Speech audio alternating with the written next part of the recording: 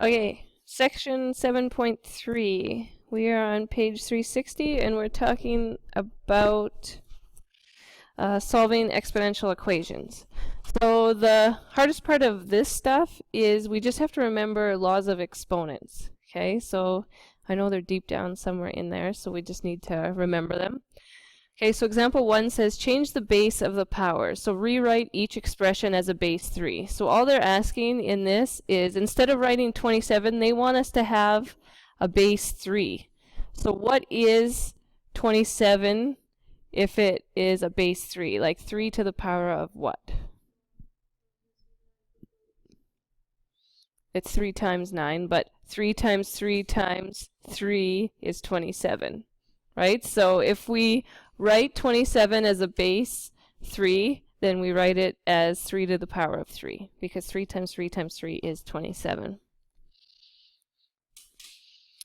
Okay, and this one we have 9 squared, and we want to write, just forget about the squared for this moment, and think of how would you make this a base 3? 3 to the what gives you 9?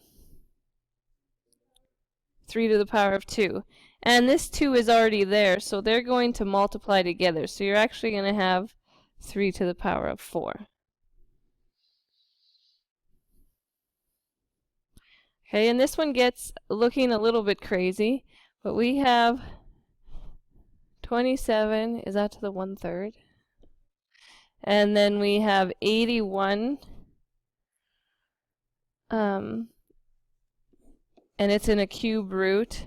That's squared. Okay, so does anybody remember how to make that square root in that into an exponent?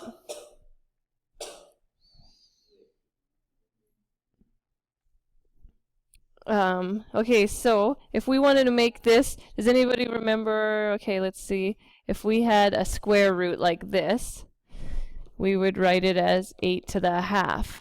This guy goes on top, the power of the root goes underneath.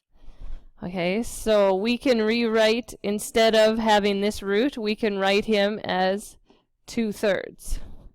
Okay, then the squared goes with the number, and then the type of root it is goes underneath as the denominator.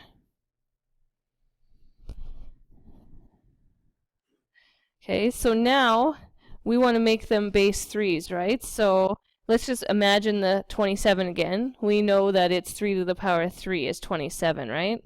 And you still have that 1/3 there. And then we have 81. So these are multiplying together, right? We have the 81. So if we wanted to make it to the power of 3, or a base 3, we would say 3 times 3, it should be times 4. 3 times 3 is 9, times 3 is 27, times 3 is 81. Okay, so it should be 3 to the 4. And we still had this 2/3 that went along with it. The 2/3 is representing this 3 root squared, because we just didn't want a root. We want to just have exponents. So now we have 3, and if you went 3 times a third, you get 1. And we have 4 times 2/3, so that's 8/3. Okay, and now when we have the same bases, what happens is you can just write one base and then add the exponents up. Okay, so if I extend this page a little bit, writing just one base if the bases are the same, and then I can write 1 plus 8/3, because when you multiply exponents or bases, you're actually adding the exponents.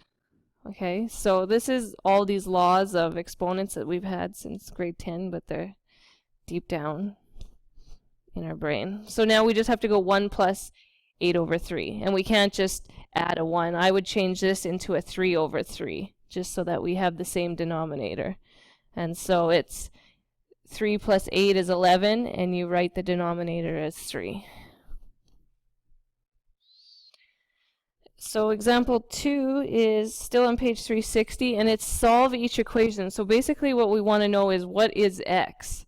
So the easiest way to do these is making your bases the same. And once your bases are the same, you can forget about your bases and just solve your exponents as if it's an equation. Okay, so what could we make these 4 and this 64 into the same base? Like, is 4 times 4 times 4 times 4, like, can we get 64 from that? Well, sorry, like exponents, like 4 to the power of 3 is 64, right?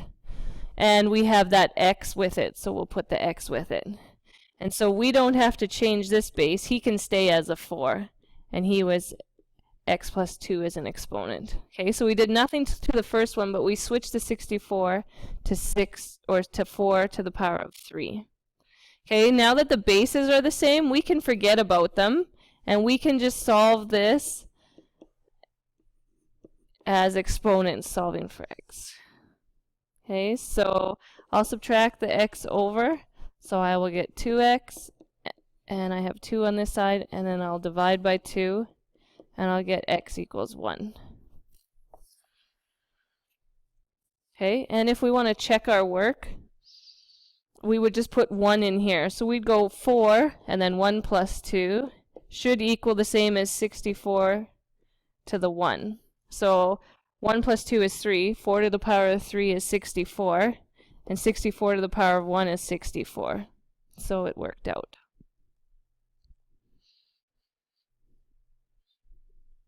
Okay, and then if we do this one, what can we change our bases to for this?